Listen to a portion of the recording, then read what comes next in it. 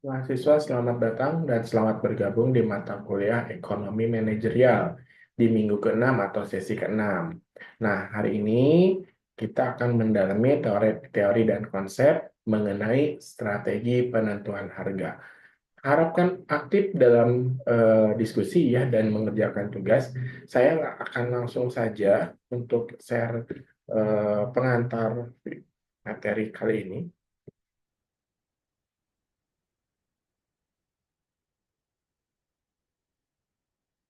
Oke.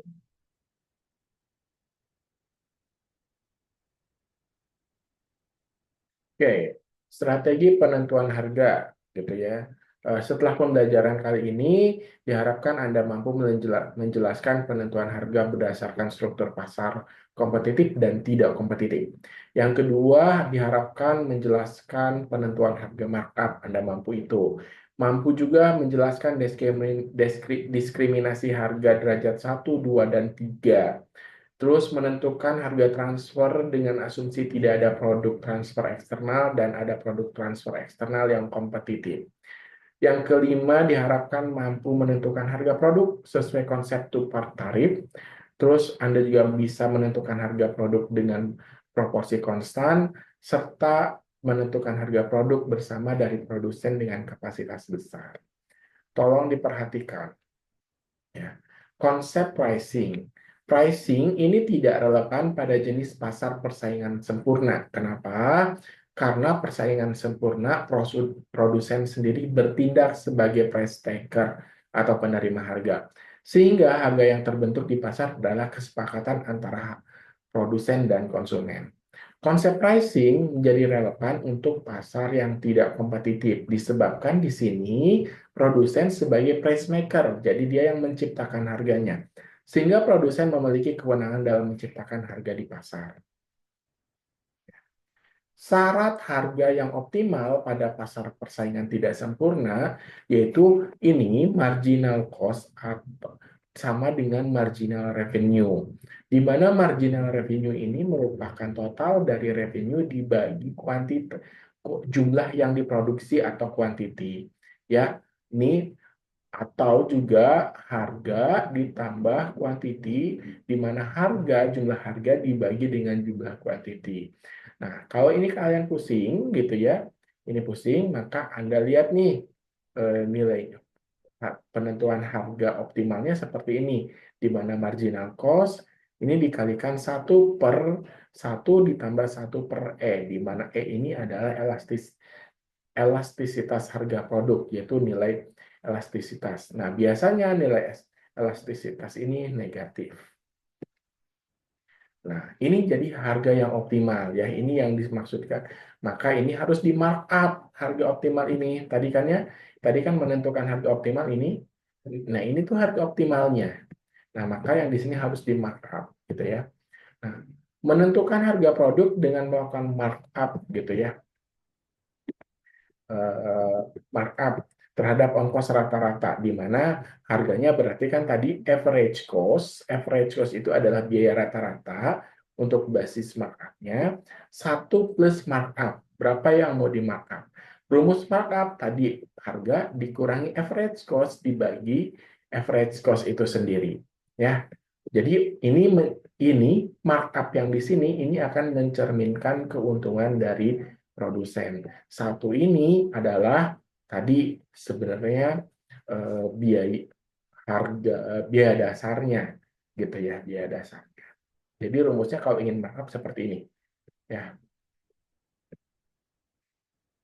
Jadi ini adalah harga, ini adalah harga yang nanti sudah ditentukan harga final setelah di markup ya.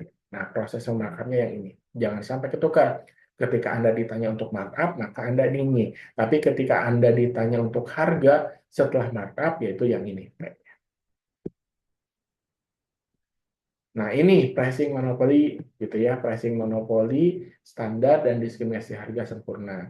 Kalau standar biasanya nih monopoli standar surplus masukan sama dengan 8. Jadi di sini karena 6 ditambah nih keuntungannya 16 ada di sini ya. Seperti itu. Nanti kalian coba coba pelajari ini karena ada kalau misalkan diterangkan di sini juga kalian harus benar-benar cek gitu ya seperti itu. Kebijakan diskriminasi harga. Diskriminasi harga itu apa? Ini kebijaksanaan untuk memberlakukan harga jual yang berbeda-beda di satu jenis barang yang sama di segmen pasar yang berbeda. Misalkan nih, kayak harga di Pulau Jawa itu berbeda dengan harga di Irian Jaya, seperti itu. Diskriminasi harga ini terjadi jika produk yang sama dijual kepada konsumen yang berbeda dengan harga berbeda atas dasar alasan yang tidak berkaitan dengan biaya. Jadi diskriminasi harga ini bila produk sama dijual pada harga yang berbeda untuk pembeli yang berbeda. Biaya produksinya pasti sama, gitu ya, seperti itu. Tujuan utama pelaku usaha melakukan diskriminasi harga ini memperoleh keuntungan yang lebih tinggi dengan cara merebut surplus konsumen. Contoh diskriminasi harga nih. PLN menggunakan tarif dasar listrik yang lebih tinggi untuk para pemakai industri. Itu kan diskriminasi harga dan komersial daripada ke yang biasa rumah tangga. Nah, diskriminasi harga derajat 2 ada diskriminasi harga derajat 3. Nah, derajat 2 dilakukan dengan menerapkan harga yang berbeda-beda pada jumlah batch atau produk yang dijual. Nah, harga ini dilakukan karena perusahaan tidak memiliki informasi mengenai reservation price konsumen. Contohnya nih, kalau diskriminasi harga derajat 2, yaitu perbedaan harga per unit pada pembelian grosir dengan pembelian eceran. Misalkan kalau beli 1 bungkus itu harganya 2.000, kalau 5 bungkus itu misalkan 9.000. Ada diskriminasi harga derajat 3. Ini berbeda pada segmen pasar yang berbeda. Penentuan harga berbeda untuk pasar dengan kurva permintaan berbeda. Tujuannya melakukan ini untuk maksimumkan keuntungan. Contohnya perusahaan buku, gitu ya. Jadi segmennya berbeda untuk barang yang sama biasanya. Nah, ini seperti ini, nanti kalian pelajari ya untuk kurvanya. Nah, kita lanjut ke two-part tariff price. Pricing satu harga semua produk menyisakan surplus, sehingga surplus konsumen itu biasanya nol. Nah, pasar monopoli dapat menangkap semua surplus konsumen dengan two-part tariff pricing. Two-part tariff pricing adalah menentukan harga produk dan dengan dua harga. Harga pertama memberikan hak kepada pembeli untuk membeli produk, sedangkan harga kedua adalah harga per persatuan. Nah, tuh tarif pricing ini mirip dengan diskriminasi harga derajat 1. Perbedaannya adalah di sini seorang konsumen membeli lebih dari satu produk pada diskriminasi harga derajat 1. Konsumen hanya memiliki kalau di derajat 1 tuh dia hanya membeli sebuah produk, kalau di sini lebih dari satu produk.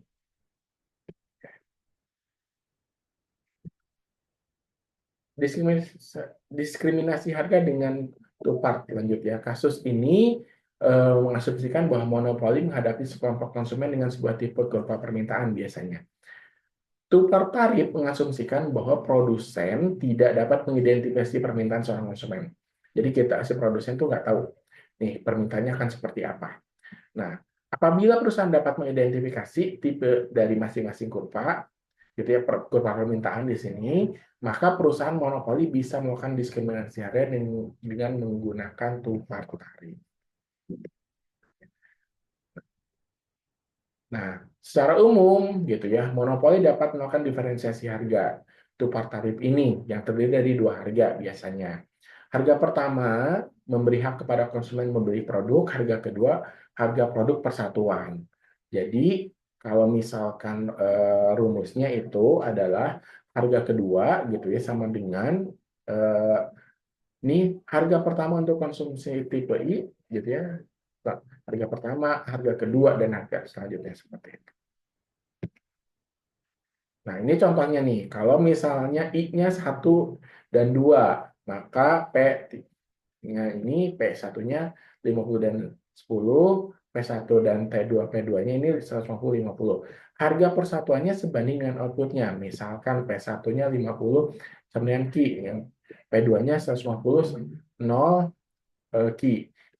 Q adalah jumlah produk. Konsumen yang konsumsi banyak akan lebih suka dengan harga kedua yang relatif lebih rendah biasanya, gitu ya.